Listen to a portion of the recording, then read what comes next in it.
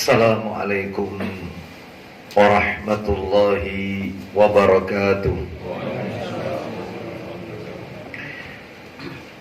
Alhamdulillah, alhamdulillahi hamdan katsiran tayyiban mubarakan fi kama yuhibbu rabbuna wa yarda.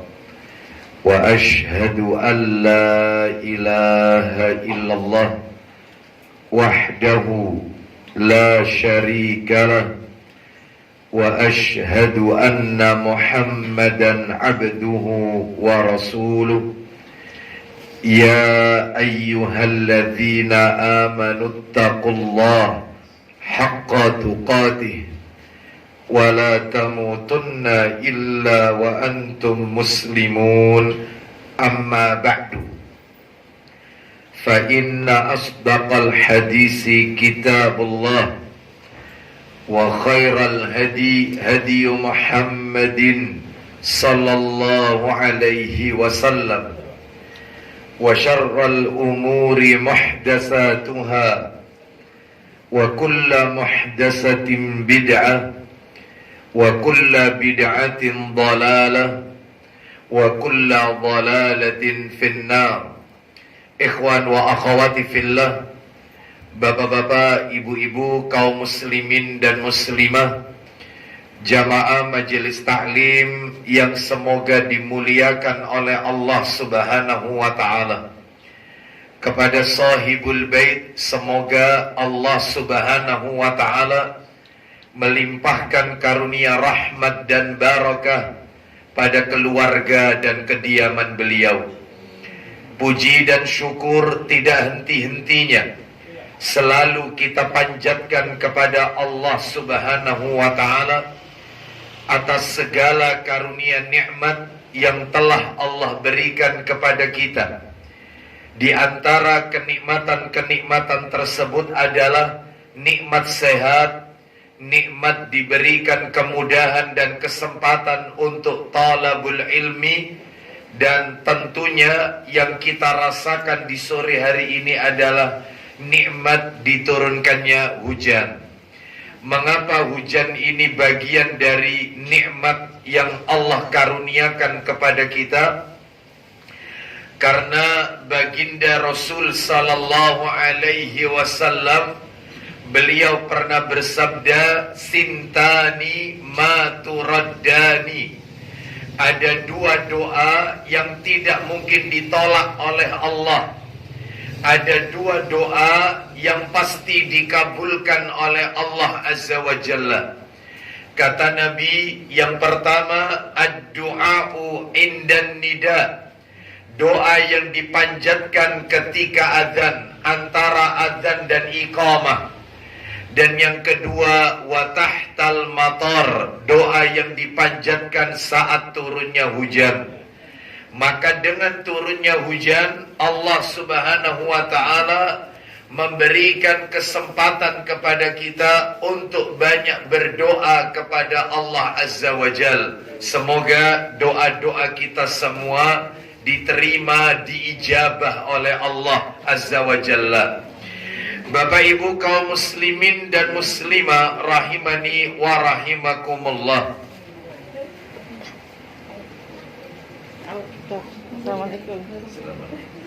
Pada sore hari ini kita akan melanjutkan pembahasan kita, Bapak Ibu sekalian rahimani wa rahimakumullah, yang sebenarnya materi kita adalah yaitu berbicara tentang mubtilatul a'mal fi daw'il kitab wa sunnah, perusak amal menurut Al-Quran dan As-Sunnah yang sahih, pembatal-pembatal amal, perusak-perusak amal salih menurut Al-Quran dan Sunnah yang sahih. Berdasarkan catatan saya, terakhir pertemuan kita di bulan Maret sebelum Ramadan, itu kita sudah memasuki perusak amal yang nomor 4. Apa itu yang nomor 4? Mendustakan takdir. mendustakan takdir, tidak beriman dengan ketetapan Allah, qadha dan qadar. Bapak Ibu rahimani wa rahimakumullah, semestinya sore hari ini kita akan masuk pada perusa amal yang nomor 5. Apa itu yang nomor 5? Meninggalkan sholat asar sebenarnya. Namun qadarullah, mulai kemarin laptop kami agak sedikit bermasalah karena pergantian Windows, sehingga tidak terbaca dengan baik apa yang telah kami tuang pada laptop tersebut, materi atau artikel tersebut. Maka pada sore hari ini kami akan menyampaikan materi yang tidak mengurut atau melanjutkan bahasan perusa amal. Sore hari ini kami akan sampaikan materi secara insidentil atau tematik. Sore hari ini materi atau topik yang akan kami angkat ke permukaan kami beri judul menjalin hubungan bertetangga yang islami. Menjalin hubungan bertetangga yang islami. Baik Bapak Ibu kaum muslimin dan muslimah rahimani wa rahimakumullah. Sebelum kami menyampaikan materi ini lebih jauh, maka sebagai muqaddimah kata pengantar, perlu kita ketahui bersama, manusia ini adalah makhluk sosial. Manusia tidak mungkin dia bisa hidup sendiri tanpa bantuan pertolongan orang lain. Tidak mungkin. Tidak mungkin manusia itu hidup sendiri tanpa berinteraksi dengan manusia yang lainnya pula. Nggak mungkin. Apalagi seorang muslim, maka tentunya dia merupakan bagian daripada sebuah masyarakat, sehingga dia tidak mungkin bisa lepas dari yang namanya pernak-pernik hidup bertetangga. Oleh karena itu Islam mengatur dalam hal ini. Inilah keistimewaan, kelebihan, kesempurnaan agama Islam. Islam bukan hanya membahas masalah-masalah yang sifatnya usul. Apa itu usul? Pokok seperti tauhid, akidah, manhaj. Ternyata masalah-masalah yang berkaitan dengan hablum minan nas, masalah-masalah yang ada kaitannya dengan hubungan secara horizontal, itu pun juga diatur di dalam Islam. Makanya pada sore hari ini topiknya adalah menjalin hubungan bertetangga yang islami, yang sesuai sunnah Nabi Sallallahu Alaihi Wasallam. Baik Bapak Ibu sekalian, agar materi kita tertata dengan baik, tidak melebar kemana-mana, materi ini kami bagi menjadi 4 bagian. Yang pertama, saya akan menyampaikan dalil-dalil tentang anjuran memuliakan tetangga. Jadi yang pertama, saya akan sampaikan dalil-dalil tentang anjuran memuliakan tetangga. Baik itu yang ada di dalam Al-Quran maupun dalilnya ada di dalam hadis-hadis Nabi Sallallahu Alaihi Wasallam. Kalau tidak salah nanti akan kami sampaikan 7 dalil Bapak Ibu, 7 dalil tentang anjuran memuliakan tetangga. Baik, ini yang pertama yang akan kami sampaikan. Yang kedua Bapak Ibu sekalian, rahimani wa rahimakumullah, kita akan membahas tentang definisi tetangga. Apa sih tetangga itu definisinya? Ya. Apa itu definisi tetangga? Dalam bahasa Arab tetangga itu disebut dengan al-jar. Apa sih definisi al-jar itu? Definisi tetangga. Nanti kita akan bahas. Yang ketiga Bapak Ibu sekalian, kita akan masuk pada materi kiat-kiat bertetangga yang islami. Nah, ini materi intinya di sini. Bagaimana tipsnya, bagaimana kiat-kiatnya agar kita bisa bertetangga sesuai petunjuk Rasulullah Sallallahu Alaihi Wasallam. Dan yang terakhir materi yang keempat adalah yaitu sikap seorang mukmin jika disakiti oleh tetangganya. Kan ada Bapak Ibu dalam hidup bermasyarakat itu, tetangga itu maaf tanda kutip perlu digarisbawahi, resek kan gitu ya. Ada kan tetangga itu yang nyebelin, ada tetangga itu yang bikin gak nyaman, lisannya maupun perbuatannya. Lah kita yang sudah menuntut ilmu, sikap kita bagaimana kalau disakiti oleh tetangga? Ya, kalau perbuatannya itu tidak menyenangkan kita sebagai tetangganya, apa yang harus kita lakukan? Baik, agar materi kita bisa tersampaikan semua, langsung saja kita awali yang pertama. Masih ingat tadi yang pertama apa? Dalil-dalil tentang anjuran memuliakan tetangga. Dalilnya ada 7 Bapak Ibu. 1 dalam Al-Quran, 1 ada di Quran, yang 6 ada di hadis Nabi semua. Yang pertama ada di dalam Al-Quran dalilnya. Silakan bisa dibuka dalilnya, firman Allah dalam Al-Quran surat nomor 4 Bapak Ibu, An-Nisa. Surat An-Nisa, surat yang keempat, ayatnya ayat 36. Surat yang keempat, An-Nisa, ayatnya 36.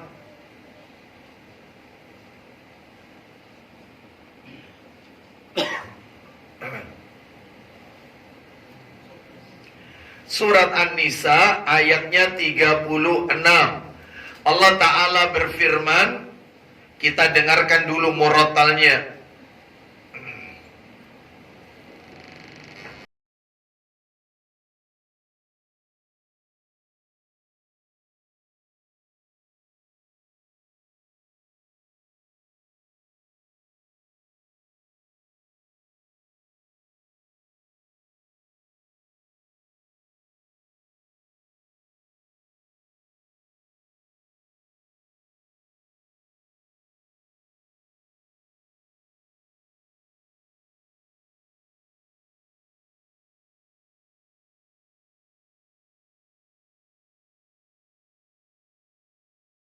Silakan terjemahannya. Kita baca di penggalan ayatnya saja sampai pada poin tentang tetangga. Silakan. Dan sembahlah Allah dan janganlah kamu mempersekutukannya. Lanjut. Mempersekutukannya dengan sesuatu apapun. Kemudian. Dan berbuat baiklah kepada kedua orang tua. Baik, terus. Karib kerabat. Terus. Anak-anak yatim. Lalu. Orang-orang miskin. Lalu.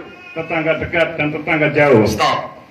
Di dalam Al-Quran, Allah sebutkan ada 2 tetangga Bapak Ibu. Yang pertama di dalam Al-Quran disebut wal jaridil qurba. Disebutkan di dalam Al-Quran wal jaridil qurba, tetangga yang dekat. Dan yang kedua wal jaril junub, tetangga yang jauh. Jadi tetangga itu ternyata ada di dalam Al-Quran, Allah sebutkan. Dan macamnya ada 2, tetangga dekat dan tetangga jauh. Mungkin Bapak Ibu bertanya dalam hati, Ustadz, ada tetangga dekat, tetangga jauh, apa itu terkait dengan jarak Ustadz? Bukan, sama sekali bukan. Lah terus yang dimaksud tetangga dekat, tetangga jauh itu apa? Ayo kita dengarkan perkataan Al-Hafidz Ibnu Katsir rahimahullah di dalam tafsir Ibnu Katsir. Apa kata Ibnu Katsir rahimahullah? Yang dimaksud dengan tetangga dekat maknanya ada 2. Salah satu dari 2 ini. Kalau tidak nomor 1 ya nomor 2. Ini yang dimaksud tetangga dekat. Apa itu? Yang pertama, tetangga yang masih ada hubungan famili dengan kita, yang masih ada kaitannya karib kerabat, ada hubungan nasab, garis keturunan dengan kita. Misalnya tetangga kita itu paman kita, tetangga kita depan rumah atau agak jauh lain blok itu misanan kita, atau mertua kita satu perumahan. Itu tetangga dekat, tetangga yang masih ada kaitannya karib kerabat. Opsi kedua, tetangga yang muslim. Tetangga muslim, itu tetangga dekat. Maaf Bapak Ibu, apabila di sebuah perumahan, di dalam perumahan itu terdapat beberapa klaster, ada klaster-klaster. Dalam satu klaster itu yang Islam cuma 1.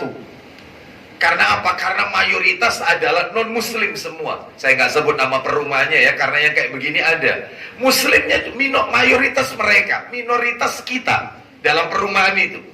Ternyata beda blok, beda klaster, ada saudara kita muslim yang tinggal di situ, meskipun beda RT, beda RW, meskipun jauh, itu saudara, mohon maaf, itu tetangga dekat kita, meskipun beda klaster.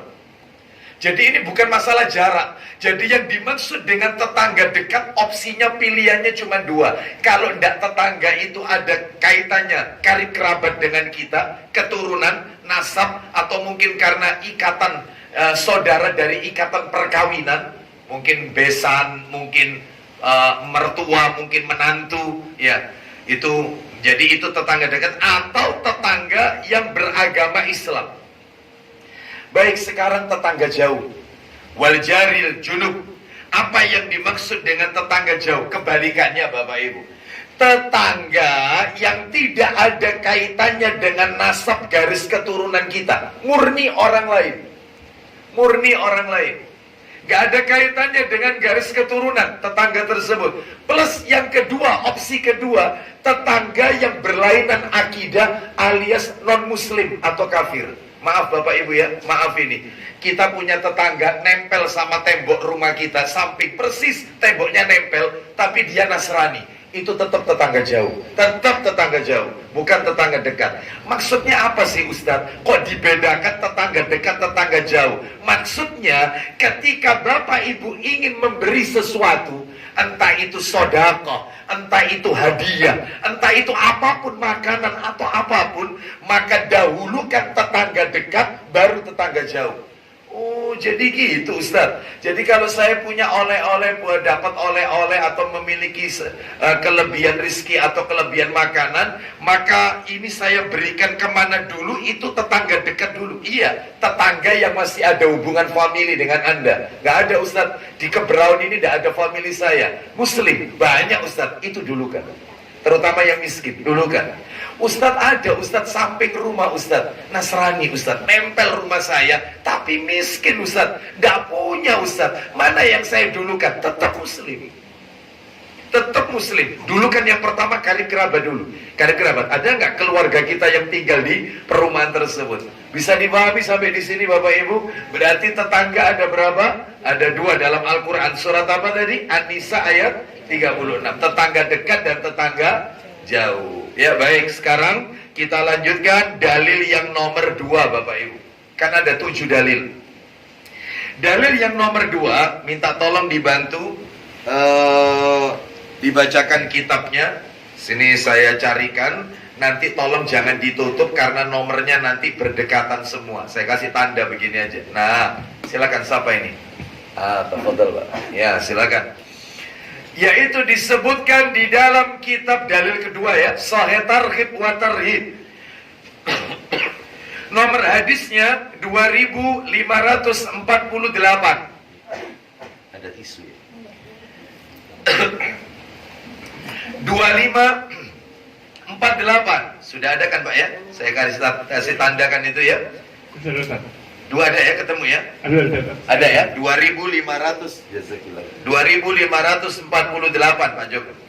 Yaitu bersumber dari Abu Hurairah radhiyallahu an. Silakan, riwayat Bukhari Muslim. Silakan Pak.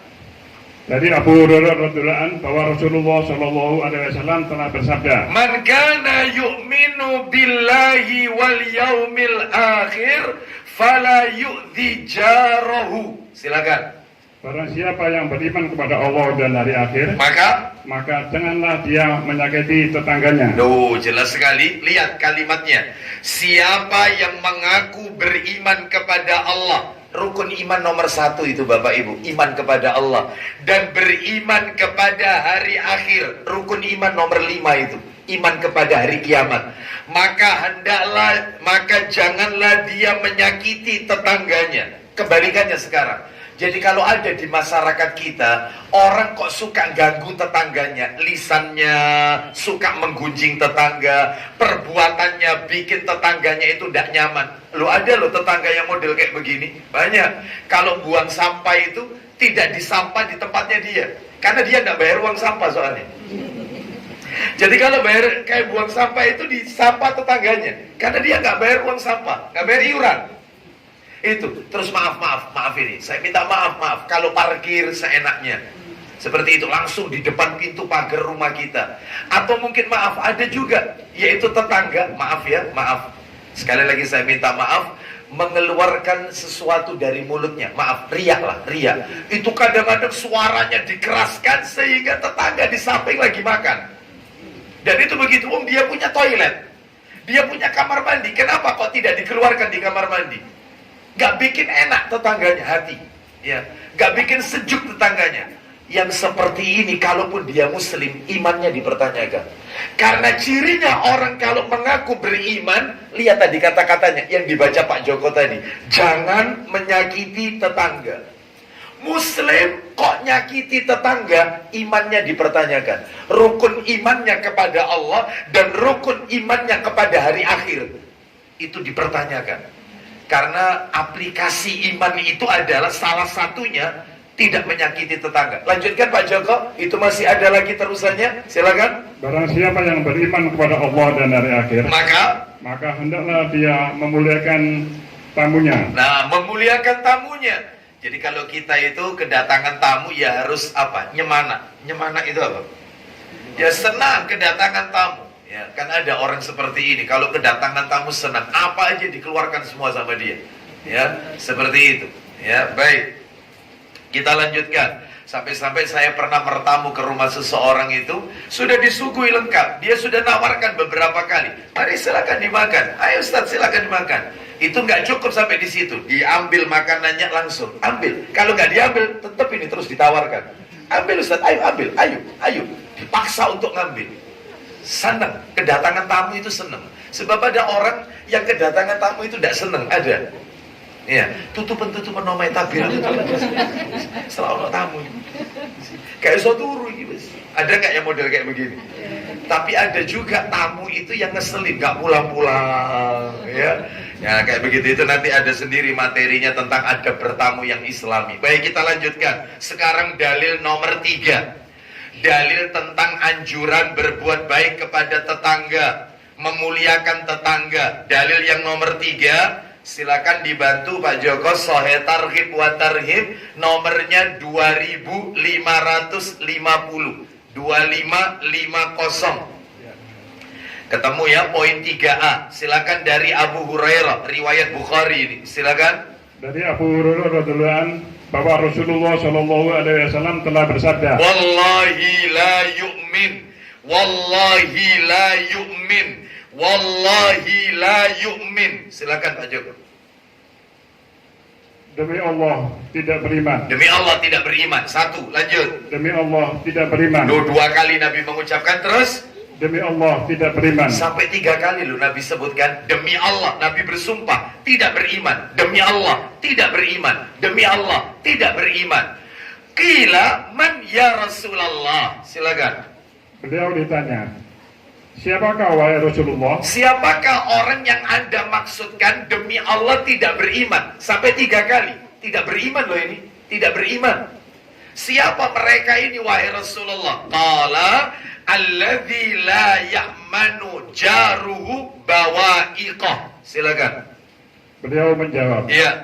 yaitu orang yang tetangganya tidak aman dari Bawa'iqah. bawah ikutnya. Baik, orang yang tetangganya tidak merasa aman dari bawaiknya. Apa itu bawaiknya? Kejahatannya. Orang yang tetangganya tidak nyaman dari kejahatan lisannya dan kejahatan perbuatannya, bikin tetangga kesel. Nah, seperti itu. Ya. Jadi ini tidak beriman, kata Nabi sallallahu alaihi wasallam. Ustadz, berarti kalau tidak beriman berarti lawan katanya iman kan kafir. Berarti kafir? Enggak, Bapak Ibu. Selama dia masih sholat, selama dia masih puasa Ramadan, mengeluarkan zakat, maka dia seorang muslim tapi bukan mukmin. Kan ada perbedaan Bapak Ibu, muslim dan mukmin. Orang muslim belum tentu mukmin. Orang mukmin pasti muslim. Saya ulang, muslim belum tentu mukmin. Islam belum tentu iman. Orangnya disebut muslim. Kalau iman orangnya mukmin. Orang beriman mukmin pasti muslim. Itu ada itu dalam Al-Quran keterangan itu. Sebab orang-orang Arab Badui pertama kali mereka masuk Islam, itu ayatnya ada, nanti tak tunjukkan ayatnya. Mereka berkata kami telah beriman. Apa tegurannya Allah? Katakan Muhammad kepada mereka, kalian belum beriman, kalian masih muslim, tapi iman itu belum melekat dalam hati kalian. Berarti kalau begitu kesimpulannya, muslim belum tentu mukmin, tapi mukmin pasti muslim. Makanya kalau tadi panjenengan dengar kata-kata bertubi-tubi, demi Allah tidak beriman, demi Allah tidak beriman, apakah kafir? Tidak. Tidak. Mereka memang betul yang suka nyakiti tetangga bukan orang beriman, tapi mereka muslim karena masih sholat. Ternyata kok tidak sholat juga, maka berarti keluar dari Islam. Makanya kan ada level Islam, iman dan ihsan. Muslim, mukmin, muhsin. Muhsin itu paling tinggi, level paling tinggi. Muhsin itu bukan hanya sekadar beribadah, sholat, beriman bukan, tetapi muhsin itu orang yang sudah merasa Allah itu dekat dalam hidupnya, sehingga apapun yang dia kerjakan maka dia takut karena dia merasa Allah melihat dia. Nah, koruptor itu bukan muhsin, karena dia tidak merasa kalau dia sedang dipantau, dilihat oleh Allah dan dicatat oleh malaikat Allah, malaikat pencatat. Lah terus dia orang beriman, Ustaz? Enggak juga. Ya, wong dia ngambil hartanya orang. Kan Nabi bilang, mencuri itu imannya. Tidak mungkin orang beriman itu mencuri. Berarti bukan beriman, Ustaz ya? Bukan. Dan terus apa, Ustaz? Islam. Cek, sholat enggak? Sholat ya, Ustaz, muslim. Tapi bukan iman. Apalagi muhsin. Jadi ada level-levelnya Bapak Ibu. Jadi jangan gegabah menvonis kafir saudara-saudara kita. Dikit-dikit kafir. Sebagaimana yang terjadi beberapa waktu yang lalu, yaitu bermudah-mudahan mengkafirkan saudara kita. Baik, Bapak Ibu, makanya mereka-mereka yang melakukan pengeboman, karena mereka menganggap kita ini adalah negeri kafir, negerinya orang-orang kafir, negeri kafir yang tidak berhukum Islam. Makanya mereka melakukan seperti itu, sedangkan Islam tidak mengajarkan demikian. Baik, kita lanjutkan sekarang, yaitu dalil nomor 4. Yang 4 ya? Ya. Dalil yang keempat, kitabnya sama, Sahih Targhib wa Tarhib, nomornya 2550, poinnya poin 3C. Kalau tadi kan 3A, ini yang 3C. Ya, poin 3C, 2550. Sahabatnya sama, dari Abu Hurairah radhiyallahu anhu, dia berkata, nanti Pak Joko langsung baca artinya saja.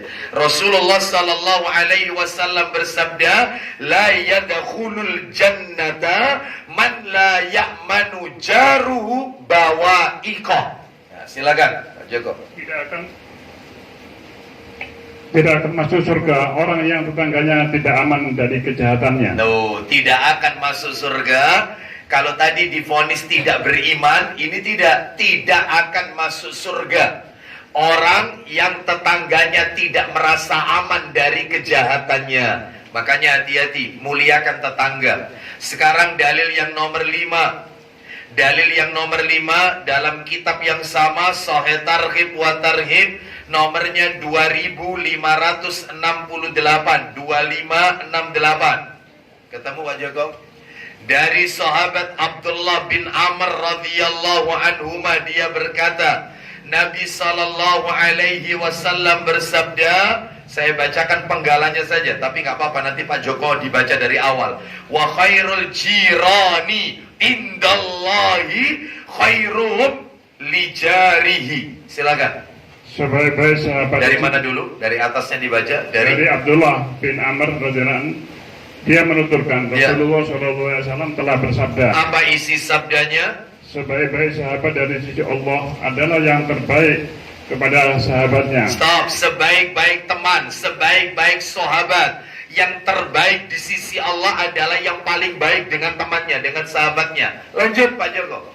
Dan sebaik tetangga di sisi Allah adalah yang terbaik terhadap tetangganya. Nah, sebaik-baik tetangga adalah tetangga yang terbaik di sisi Allah, tetangga yang dia berbuat baik kepada tetangganya yang lain. Nah, mudah-mudahan kita termasuk di dalam hadis ini Bapak Ibu. Karena kita berbuat baik dengan tetangga kita, mudah-mudahan kita adalah menjadi orang yang terbaik di sisi Allah Azza wa Jalla. Kita lanjutkan dalil nomor 6, tinggal satu lagi. Dalil yang ke-6, Sahih Targhib wa Tarhib, nomornya 2570. 2570.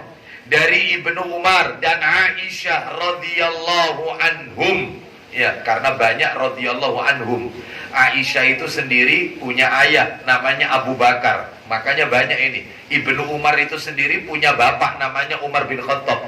Makanya langsung aja radhiyallahu anhum. Ya, silakan dari Ibnu Umar, silakan. Dari Ibnu Umar dan Aisyah radhiyallahu anhum, keduanya telah menuturkan, ya, Rasulullah Shallallahu Alaihi Wasallam telah bersabda, mazala Jibrilu yusini bil jari hatta dhanantu annahu yuwarrisuhu. Silakan. Jibril alaihissalam terus berpesan kepadaku mengenai berbuat baik kepada tetangga. Lanjut. Hingga saya mengira bahwasanya dia akan memberikan bagian warisan kepadanya. Tuh. Apa kata Nabi? Malaikat Jibril terus berwasiat kepadaku. Di sini Nabi Muhammad. Sampai seakan-akan aku mengira tetangga itu bakal dapat warisan. Saking seringnya malaikat Jibril berwasiat, berbuat baik kepada tetangga, berbuat baik kepada tetangga. Seakan-akan aku mengira, tanda kutip, seakan-akan aku mengira kalau orang itu meninggal, tetangga pasti dapat warisan. Padahal ya tidak, kecuali kalau tetangganya itu keluarga dan masuk bagian orang-orang yang mendapatkan waris, ya tentu dia dapat warisan. Jadi ini menunjukkan betapa pentingnya memuliakan tetangga. Seakan-akan mereka akan dapat warisan, padahal ya tidak. Baik, sekarang yang nomor 7 terakhir, dalil nomor 7 dalam Sahih Targhib wa Tarhib nomor 2573.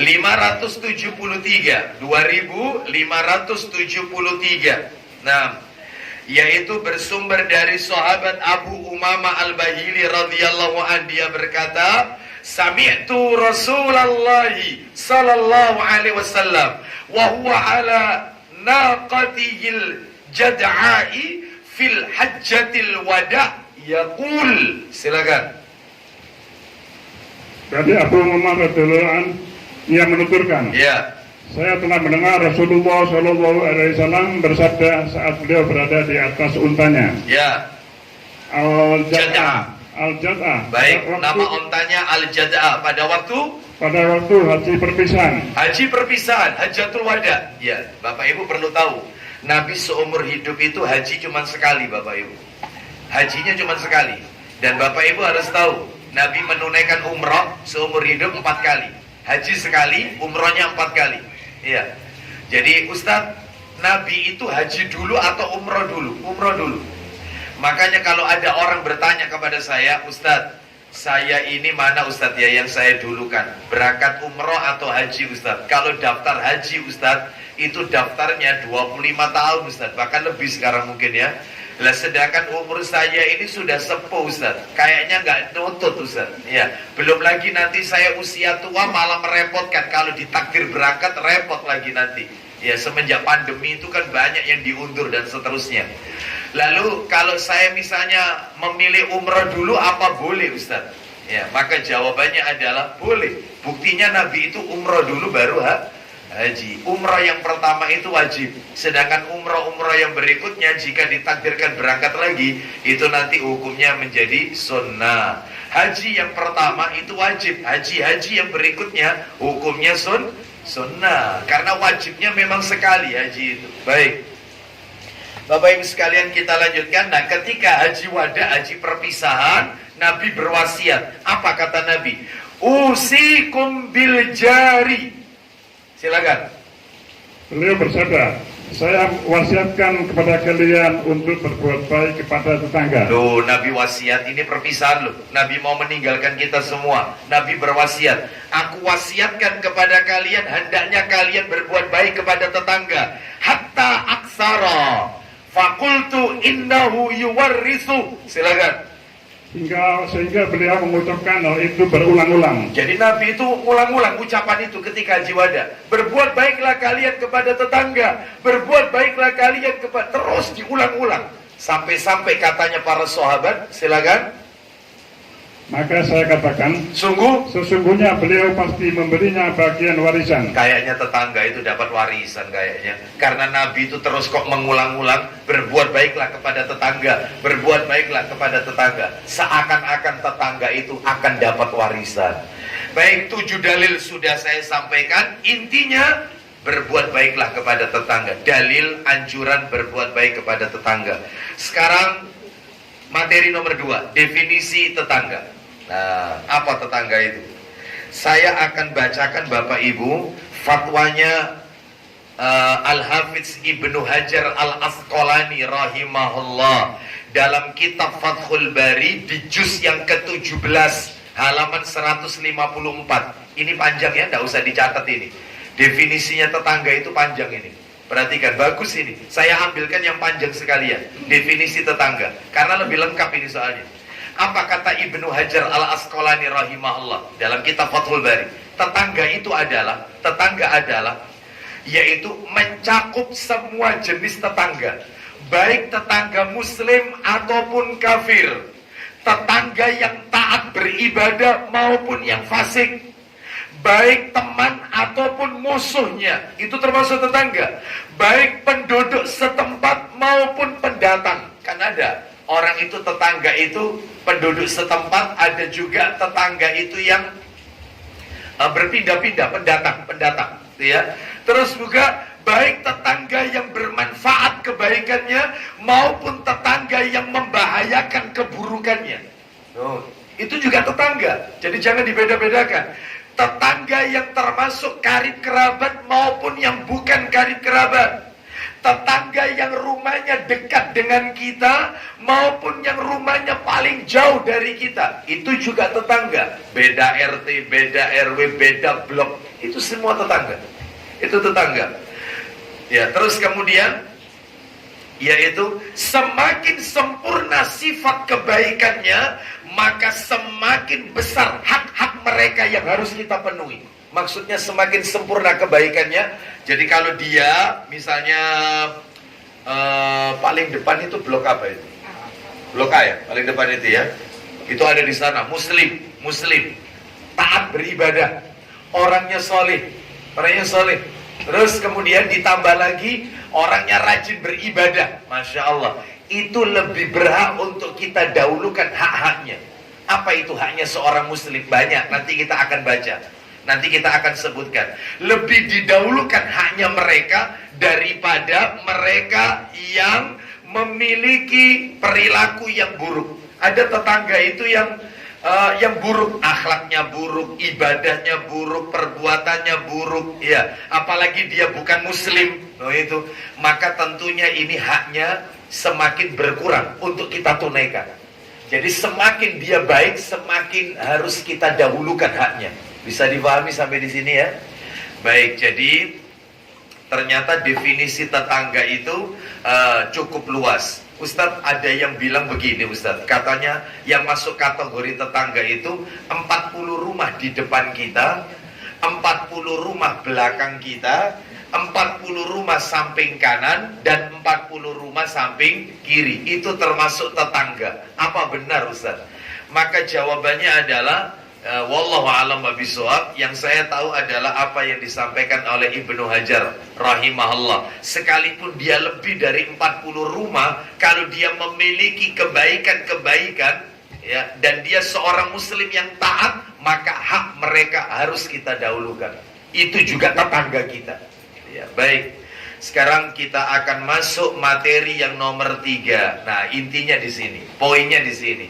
Tips kiat-kiat bertetangga yang islami. Kiatnya ada 12. Ada 12 kiat bertetangga yang islami. Jadi panjenengan yang sudah taklim, tolonglah ya. Yang sudah menuntut ilmu, ayo dilakukan 12 ini. 12 hal yang menunjukkan bertetangga sesuai sunnah.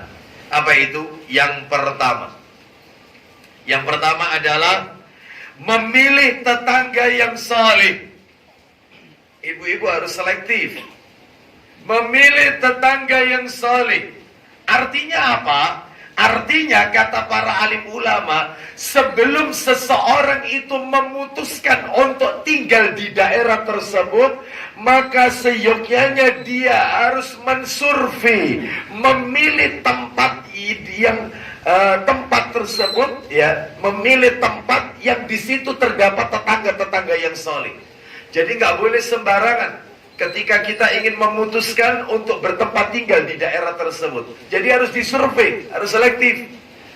Jadi Bapak Ibu kalau ingin melihat saya enaknya pindah di mana ya, Surabaya apa Sidoarjo? Oh kayaknya Surabaya aja lah. Baik, Surabaya di mana ini? Misalnya Surabaya Selatan. Baik, ini termasuk Surabaya mana? Selatan ini, ya. Surabaya Selatan. Surabaya Selatan ini enaknya perumahan yang dekat mana ya? Oh iya, ke Braun. Nah, misalnya ini ya.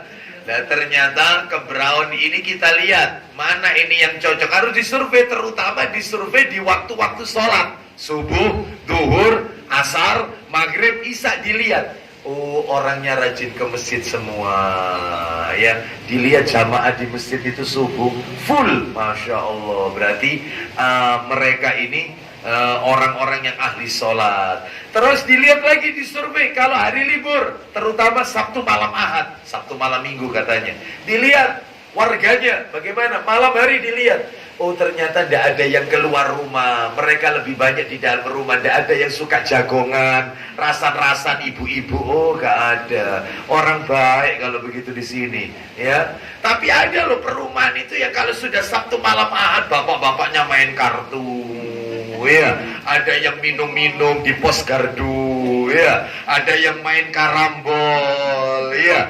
Masjidnya sepi, ternyata kumpul-kumpul rame. Terus waktunya liburan, bapak-bapak, ibu-ibu campur baur, bakar-bakar, BBQ, ya. Terus gak ada bedanya, geblek-geblekan. Walau Pak sampean, wah wis gak cocok ini, gak cocok. Gak iso urip begini, gak iso. Apa jadinya anak saya? Harus selektif. Harus selektif, harus memilih tetangga yang soleh. Harus memilih. Lah Ustadz itu tinggalnya di mana Ustadz? Tetangganya apa soleh? Dulu saya ketika tinggal di Sepanjang, ya saya tinggal di Klete, kanan kiri depan belakang sawah, tidak ada orang. Sekarang padat, ya seperti itu Bapak Ibu sekalian. Gak ada siapa-siapa. Wong di situ cuma ada 2 rumah, rumah saya sama rumah tetangga saya. Gak ada siapa-siapa di situ, kaflingan, ya. Saya penduduk pertama di situ, ya. Baiklah, sekarang sudah padat, ya sudah. Kalau diganggu ya harus sabar. Nanti kita kasih dalilnya. Jadi ibu-ibu sekalian, memilih tetangga yang soleh. Dalilnya mana? Ayo dibuka. Sahih Targhib wa Tarhib. Nomor 2575. 2575. Baca Pak Joko. Dari Nabi bin Abdul Haris radhiyallahu anhu. Betul. Dia menuturkan, ya. Rasulullah SAW telah bersabda, min sa'adatil mar'i al-jarus salih wal markabul hani wal maskanul wasi'. Silakan. Termasuk dari kebahagiaan seseorang adalah.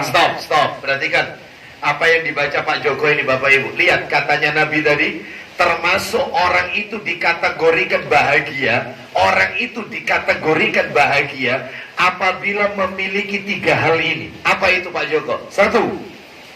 Adalah tetangga yang soleh. Punya tetangga, tetangganya soleh. Nomor 2. Kendaraan yang nyaman. Punya kendaraan enak, nyaman. Ya. Nomor 3. Dan tempat tinggal yang luas. Tempat tinggal rumah yang luas, yang besar, yang luas. Itu bahagia itu. Kata Nabi, orang punya 3-tiganya ini bahagia sudah. Sebenarnya ada lagi 1 tambahan. Sebenarnya ada dalil yang lain. Punya istri soleha. Punya istri soleha. Bapak Ibu maaf ini, maaf. Rumahnya besar, magrung. Waduh. Kendaraan mewah. Luar biasa, nyaman sudah. Ya.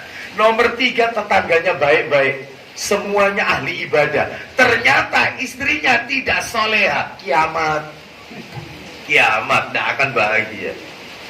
Punya istri soleha, kendaraannya mewah, rumahnya besar. Ternyata tetangganya tetangga yang tidak soleh. Kita beli apa? Mesti ngintip di jendela. Tuku apa itu? Kalau nyicil lah, mesti rasan-rasan. Gak nyaman. Anda apa saja yang Anda lakukan mesti dipantau. Ada gak tetangga model kayak begini? Ya, kita ada loh tetangga itu yang ngeselin.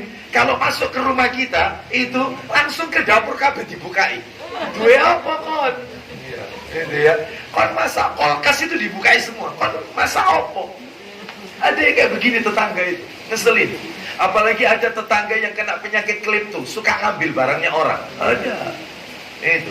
Makanya betul katanya Nabi, orang itu kalau punya 4, kalau tadi dia baca Pak Joko 3, saya katakan dalam hadis yang lain 4, istri soleha, rumah besar, kendaraan nyaman, plus tetangganya soleh, bahagia sudah.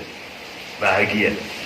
Punya rumah besar, istrinya cantik plus soleha, sudah. Terus kemudian tetangganya baik-baik, kendaraannya mogoan. Sudah lah, gak nyaman, gak nyaman. Sudah. Makanya punya 4 ini nyaman Bapak Ibu, punya 4 ini. Diingat-ingat ya 4 itu. Mudah-mudahan Allah memberikan, mengaruniakan kepada panjenengan semua 4-4-nya ya. Baik, Ustadz istri soleha. Lah kalau istri Ustadz ya suami yang soleh. Ibu-ibu punya, ibu saya mau tanya ini di belakang, Bu, mana yang Anda pilih, Bu? Punya suami soleh, meskipun miskin tapi soleh, atau kaya raya miliuner tapi tidak soleh? Pilih mana ibu-ibu? Soleh tapi kaya. Soleh tapi kaya raya. Bapak-bapak sudah tahu jawabannya? Nah, inilah ibu-ibu zaman sekarang ibu, bapak-bapak sekalian ya. Jadi mereka masih tetap menginginkan kaya raya ya. Padahal panjenengan itu sudah kaya. Saya mau tanya, kira-kira panjenengan mau satu mata panjenengan diganti 20M? Mau? Diambil satu, dua-duanya diambil, dikasih 20M, mau? Berarti harga mata kita mahal. Kaya kita ini soge, punya 2 mata, bisa mendengar, bisa melihat, bisa bicara ya, bisa berjalan, bisa berpikir ya. Baik, tapi ya tetap masih minta kaya. Nomor dua, tips menjalin hubungan bertetangga yang islami. Nomor 2, senantiasa berlindung kepada Allah dari kejahatan tetangga. Tolong Bapak Ibu jangan tinggalkan doa. Nanti saya akan bacakan, dibaca sama-sama, tirukan saya nanti. Saya ulang ya, nomor 2, senantiasa memohon perlindungan kepada Allah dari kejahatan tetangga, dari tetangga yang jahat ya. Bagaimana itu doanya? Doanya Bapak Ibu, ayo tirukan saya. Pak Joko tolong dibuka Sahih Targhib wa Tarhib, nomornya 2556, 2556, 2556. Ketemu Pak? Ada ya? Ya, ayo silakan dibaca dulu, nanti saya akan bacakan, ditirukan sama-sama. Ayo. Dari Abu Hurairah radhiyallahu anhu bahwa Nabi SAW sering mengucapkan. Stop. Nabi sering berdoa. Begini doanya, tirukan saya semua. Allahumma inni a'udzubika min jarissu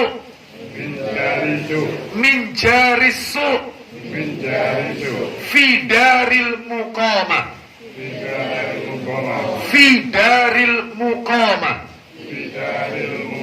Artinya Pak Joko, bacakan terjemahannya, arti doa itu.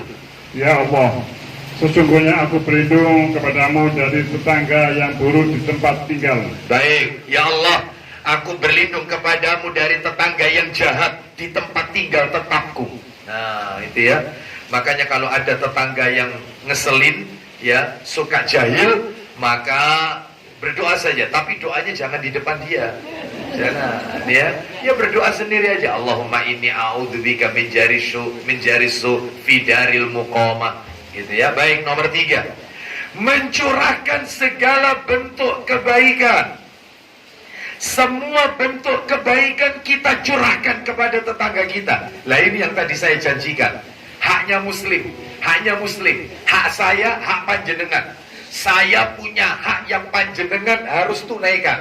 Panjenengan punya hak yang harus saya tunaikan kepada panjenengan. Tiap orang itu punya hak. Ada berapa Ustaz? Tiap orang itu haknya. Ada 6.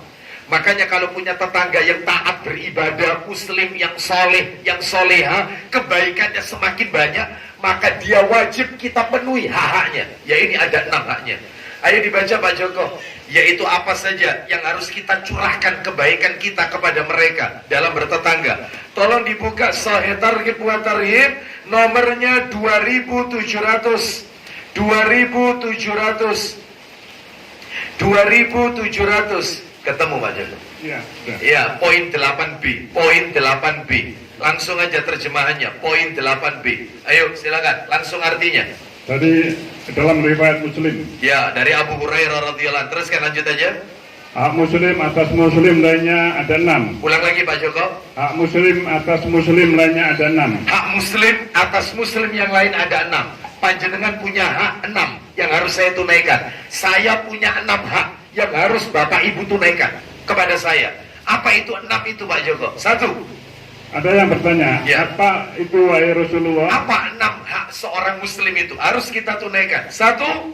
Apabila kamu menjumpainya, maka ucapkanlah salam. Kalau kita ketemu ucapkan salam. Ustadz saya salam ternyata tidak dijawab, nggak apa-apa, urusan dia sama Allah.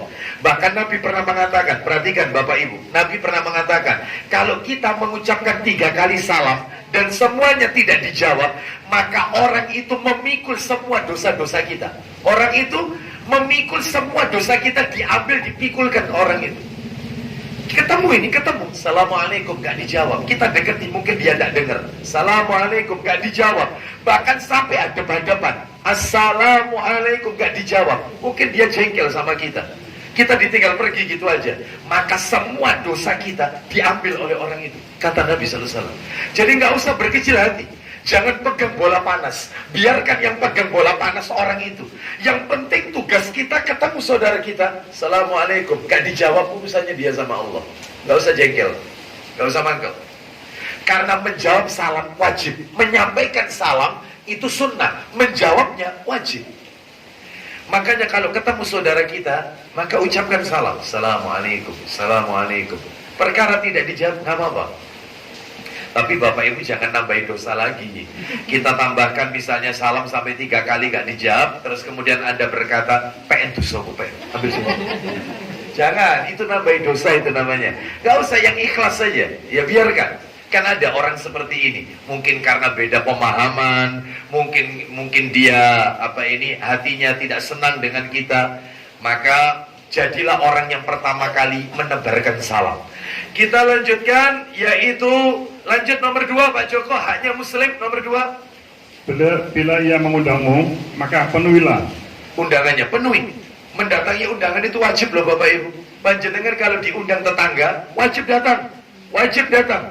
Ustadz, acaranya itu loh Ustadz, gak syar'i Ustadz. Campur baur laki perempuan. Apalagi di situ memanggil biduan wanita yang mengumbar aurat Ustadz acaranya. Ada orkesannya, ada musiknya. Katanya itu kan gak syar'i. Lah terus piye Ustadz, bagaimana caranya? Anda datang setelah acara. Sampai tuntas acaranya, Anda datang. Maaf saya tidak bisa datang tadi. Loh iya kenapa tadi, kan enak rame-rame. Maaf saya tidak bisa datang. Ya, saya bisa datang baru sekarang ini. Mohon maaf saya datangnya terlambat. Datang setelah acara atau Bapak Ibu datang sebelum acara. Tetap datang. Ya, seperti itu. Baik, ya. Kita kita lanjutkan. Itu yang nomor 2. Apabila kamu diundang, maka kamu wajib mendatanginya. Ini nomor 2. Nomor 3 sekarang, haknya seorang Muslim. Nomor 3. Bila ia meminta nasihatmu, maka nasihatilah. Kalau dia minta nasihat, maka nasihati. Ada kan tetangga itu karena melihat kita, orang ini kok rajin ngaji ya. Lihat tampilan fisiknya itu, Masya Allah orang ini. Lalu kita didatangi sama tetangga itu. Pak, saya itu punya masalah. Saya lihat panjenengan ini sering taklim, sering ngaji. Bu, saya itu diberikan pemecahan problem solving, ya pemecahan masalah. Tolong, saya ini punya masalah, barangkali panjenengan bisa membantu saya. Tolong nasihati, semampu kita. Kalau kita nggak mampu ngasih nasihat, maka ajak ke taklim, sampaikan ke ustadznya atau gurunya, sampaikan. Silakan panjenengan tanya langsung aja, empat mata. Barangkali ada pencerahan untuk panjenengan. Nah seperti itu. Jadi tolong saudara-saudara kita dibantu. Kalau mereka minta nasihat, nasihati. Nomor 4, lanjut. Bila dia bersin lalu memuji Allah, maka bertasmihlah. Bertasmihlah. Nah, kalau dia bersin, membaca hamdalah, memuji Allah, maka ucapkanlah tasmid. Apa itu tasmid? Yarhamukallah. Jadi tasmid itu ucapan yarhamukallah. Jadi kalau ada saudara kita, alhamdulillah, kita doakan yarhamukallah. Orang yang bersin itu mendoakan kita, yahdikumullah wa yuslihu balakum. Jadi saling mendoakan. Ustadz yang bersin itu tunawicara, Ustadz, bisu. Apakah kita mengucapkan yarhamukallah? Katanya para ulama, lihat pergerakan bibirnya. Kalau bibirnya itu bergerak, maka doakan yarhamukallah. Ustadz yang bersin perempuan, maka ucapkan yarhamukillah. Yarhamukillah. Kalau yang bersin perempuan, ya. Jadi harus tahu tentang perbedaan domir, gitu ya, dalam bahasa Arab. Baik, kalau dalam bahasa Indonesia kata ganti, gitu ya. Baik, kita lanjutkan. Sekarang yang kelima, hak seorang muslim nomor 5, silakan. Bila ia sakit, maka jenguklah dia. Kalau sakit jenguk. Tetangga kita sakit jenguk, dijenguk. Ustadz, sakitnya itu sakit yang berbahaya, Ustadz, seperti kemarin pandemi itu. Ya, maka dalam hal ini ya tidak boleh dijenguk karena bisa jadi kita tertular, ya. Maka kalau sakitnya itu bukan sakit yaitu yang bisa menularkan, maka kita jenguk, ya, kita jenguk. Baik, kita lanjutkan yang nomor 6 terakhir, haknya seorang muslim. Dan bila dia mati, maka iringilah jenazahnya. Kalau dia meninggal dunia, maka sholatilah atau iringilah jenazahnya sampai ke pekuburan. Loh, seperti itu. Kalau sakit dijenguk, kalau meninggal takziah atau diiringi jenazahnya. Ini untuk bapak-bapak lo ya. Kalau ibu-ibu nggak boleh ikut iringan jenazah. Wanita nggak boleh ikut mengiringi jenazah ke pekuburan. Dilarang, nggak boleh. Ya, bahkan wanita yaitu tidak boleh terlalu sering ziarah kubur. La'anallahu zawaratil kubur. Allah melaknat wanita yang terlalu sering ke kuburan. Dilaknat. Apalagi ke kuburannya itu waktu-waktu khusus. Malam Jumat manis. Apa malam Jumat manis? Malam Jumat lagi. Ya, mau Ramadan nyekar ke kuburan, mau Idul Fitri nyekar lagi. Nggak boleh terlalu sering. Bahkan wanita kalau ziarah kubur itu nggak boleh masuk ke kuburan. Cukup di luar pagar. Ya cukup. Kenapa? Karena tujuannya orang ziarah kubur itu cuma 3. Yang pertama mengingatkan mati, yang kedua mengingatkan akhirat, yang keempat mendoakan orang yang ada di dalam kubur tersebut. Yang keempat saya tambahkan satu lagi, menyampaikan salam kepada penghuni kubur. Assalamualaikum ahlad diyari minal mu'minina wal muslimina wa inna insyaallahu bikum lahikun. Baru didoakan, nas'alullahu lana walakumul afiyah. Allahumma gfir lahum warhamhum wa'afihim wa'fu anhum. Tolong dibedakan salam dengan doa. Ucapan salam sama doa. Kalau ucapan salam itu menghadap ke kubur. Ucapan salam, assalamualaikum ahlad diyari minal mu'minina wal muslimina wa inna insyaallahu bikum lahikun. Selamat atas kalian wahai penghuni kubur. Semoga keselamatan atas kalian wahai penghuni kubur, dari kalangan orang-orang yang beriman dan dari kalangan orang-orang Islam. Insya Allah kami akan menyusul kalian. Sampai di situ menghadap ke kubur. Begitu mendoakan mereka ngadap ke kiblat. Ngadap ke kiblat, nggak boleh ngadap kuburan. Nas'alullahu lana walakumul afiyah. Allahumma gfir lahum warhamhum wa'afihim wa'fu anhum. Ngadap kiblat. Nggak boleh ngadep kubur, berdoa itu nggak boleh ngadep makam. Makanya orang kalau ziarah ke kubur Nabi, dia mengucapkan salam, sholawat, lalu dia berdoa, itu menghadap ke kubur Nabi. Dilarang oleh polisi-polisi, oleh sesai di sana. Haram haji, haram. Suruh menghadap ke kiblat, haram. Berdoa ngangkat tangan, hadap kiblat, nggak boleh ngadep kuburan. Karena memang itu tuntunannya. Adapun wanita ziarah kubur tujuannya adalah selain ingatkan mati, ingat akhirat, mendoakan jenazah, menyampaikan salam itu. Maka dalam hal ini adalah tidak boleh lebih dari itu, Bapak Ibu sekalian. Ya, kenapa wanita itu kok masuk ke kuburan? Kenapa dia kok sampai menginjak-injak kuburan jenazah lain? Apa yang dia cari? Yang pertama, tulisan yang ada di batu nisan itu. Padahal nulis-nulis itu nggak boleh. Yang wafat namanya siapa, lahir kapan, wafat kapan. Nggak boleh itu sebenarnya. Jadi cukup dikasih patok tanpa ada tulisan. Bapak Ibu tahu, raja yang baru saja ini meninggal kemarin kan di Saudi disolati. Mana itu? Dubai. Nah, Dubai. Kemarin disolati, di Mekah itu disolati. Jadi setelah sholat jenazah, sholat ghaib khusus raja ini, Raja Dubai, meninggal dunia. Bapak Ibu tahu kuburannya patok biasa. Tanah, sudah itu tanah patok biasa. Kan tidak ada namanya. King of, nggak ada namanya. Nggak disebut namanya. Jadi polos, seperti itu. Raja loh ini, beda dengan kuburan presiden di negeri kita. Waduh, istimewa. Di sana nggak ada. Raja Saudi yang sudah meninggal biasa kuburannya. Tanah gundukan plus maesan kanan kiri, selesai. Itu pun bukan maesan, batu ditaruh di atasnya. Yang kakinya nggak ada, cuma bagian kepala tok dikasih batu. Dan tidak ada tulisan. Ini yang meninggal siapa orangnya, nggak ada, nggak kita ketahui. Karena memang nggak butuh itu. Itu satu. Wanita itu kenapa kok nekat masuk ke kuburan gara-gara ada tulisan. Yang kedua, dia ingin curhat sama yang meninggal. Mas, lama-lama menjanda juga nggak enak. Ojo ngamuk ya. Aku insya Allah ada yang nador yang ngeliatin aku. Nggak enak mas jadi janda itu, nggak enak. Ojo ngamuk ya. Aku tak nikah lagi sama Abu Aslam. Loh, bahaya. Sedangkan yang ngomong begini umurnya 70 tahun Bapak Ibu sekalian. Nah Bapak Ibu sekalian, maka saya tanya, apakah orang mati bisa mendengar? Nggak bisa mendengar. Orang mati itu tuli Bapak Ibu sekalian, nggak bisa mendengar. Ada dalilnya, ada di surat Fatir. Banyak. Ini ada pembicaraan tersendiri sebenarnya ya. Ada pembicaraan tersendiri. Orang mati itu seperti orang tuli Bapak Ibu. Dia tidak bisa mendengar. Orang mati itu bisa mendengar. Kalau yang mati, yang meninggal itu orang mukmin, cuma bisa mendengar dua keadaan. Diingat-ingat, dua keadaan. Keadaan yang pertama kali dia diletakkan dalam kubur, dimiringkan ke kiblat, ditutup papan, diuruk tanah. Dia bisa mendengar suara sandal orang yang ngantarkan dia, suara derap kaki orang yang ngantarkan dia, derap kakinya dia dengar. Mayit ini, lo berarti ruhnya dikembalikan? Iya, ruhnya dikembalikan. Awalnya naik ke atas, ruhnya mukmin lo ya, naik ke atas sampai langit ke-7.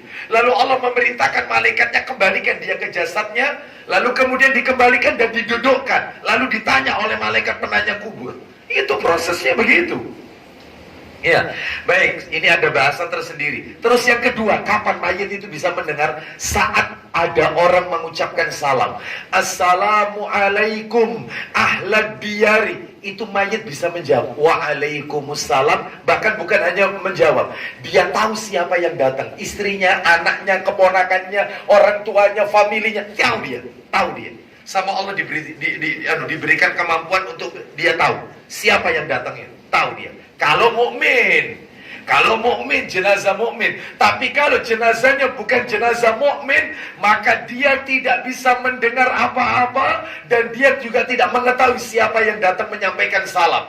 Karena dia disibukkan dengan adab sampai kiamat. Disibukkan dengan adab. Itu kalau yang meninggal bukan mukmin. Orang-orang kafir, orang-orang fasik. Karena banyak dosanya. Na'udzubillah. Mudah-mudahan Allah wafatkan kita husnul khatimah. Kita lanjutkan. Jadi Bapak Ibu tadi 6 hak ya. Sekarang kita lanjutkan. Yaitu nomor berapa sekarang? Loh enggak. Yang lanjutannya tips kiat-kiat bertetangga. Nomor 4. Mencintai tetangga seperti ia mencintai dirinya. Mencintai tetangga seperti dia mencintai dirinya sendiri. Bagaimana sih Bapak Ibu kalau mencintai diri Bapak Ibu sekalian? Lihat tubuh kita kan kita rawat, kita jaga ya. Jangan sampai terluka, jangan sampai kita. Nah seperti itu juga. Tetangga itu harus kita cintai seperti kita mencintai diri kita sendiri. Seperti itu. Apalagi kalau tetangga itu, mohon maaf ini ya, apalagi dia menunaikan haji, meninggalkan anak-anaknya. Harus kita perhatikan anak-anaknya. Harus kita perhatikan. Kalau nggak salah, ini ada di sini.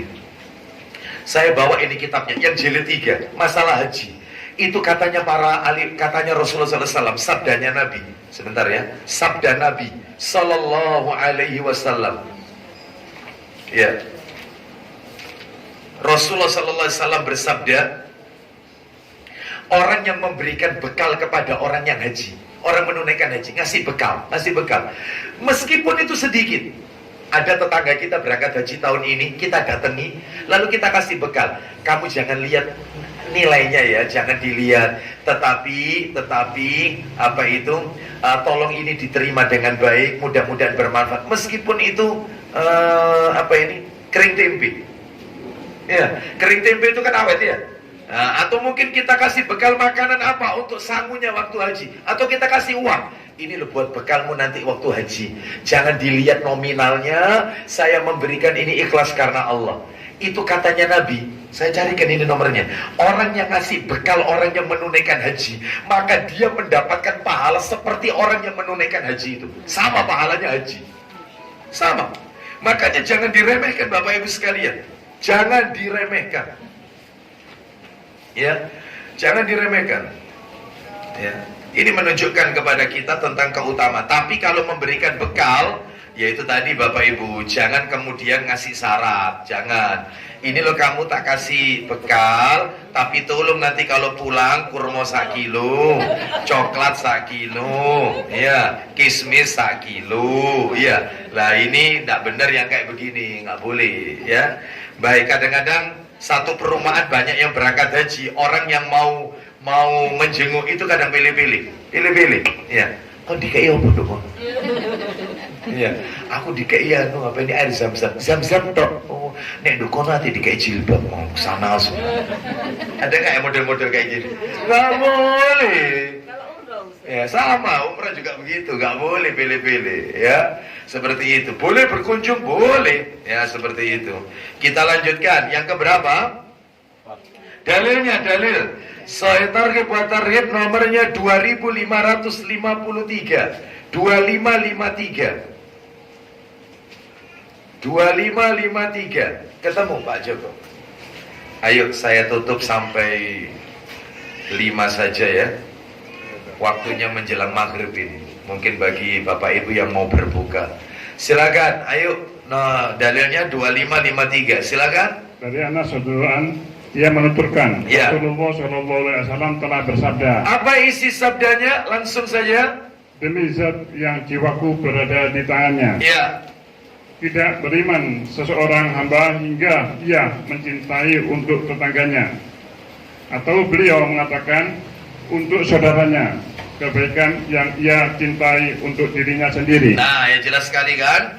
La yu'minu ahadukum hatta yuhibba li akhihi aw qala li jarihi ma yuhibbu li nafsihi. Tidak sempurna iman seseorang hingga ia menyukai bagi tetangganya apa yang ia sukai bagi dirinya sendiri. Nomor 5, memberi tetangganya makanan, terlebih kalau tetangga itu fakir miskin. Memberi tetangganya makanan, lebih-lebih kalau tetangga itu fakir miskin.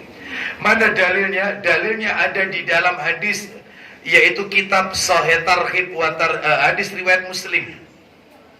Hadis riwayat Muslim. Mohon maaf, Sahih Muslim ini nomor asli ya, nomor asli. Saya bacakan aja dah. Saya bacakan nomornya. Sahih Muslim nomor 2625 2625 Sahih Muslim. Begini dalilnya.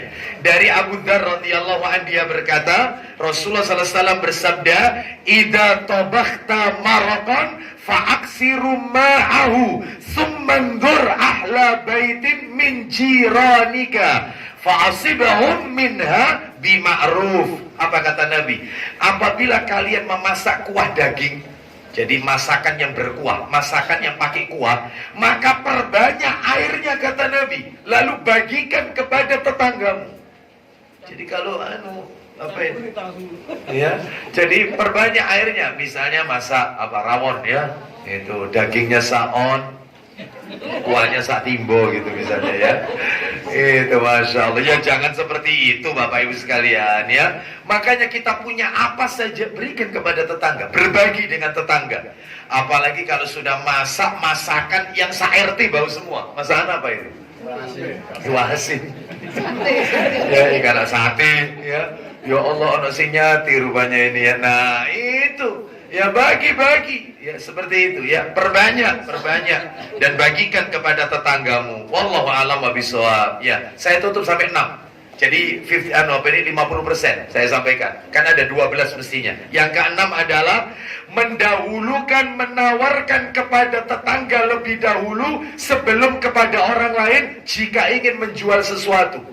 Bapak Ibu kalau ingin menjual sesuatu sebelum diiklankan, tawarkan ke tetangga. Kadang-kadang di RT itu kan ada grup WA, itu grup RT, ada nggak ya? Grup RW, grup RT, tawarkan.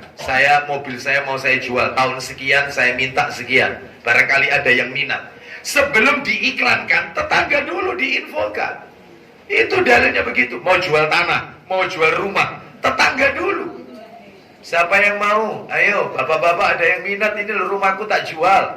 Di grup RT. Sampaikan, ternyata batas waktu tertentu, kok tidak ada yang minat, baru kita iklankan. Seperti itu.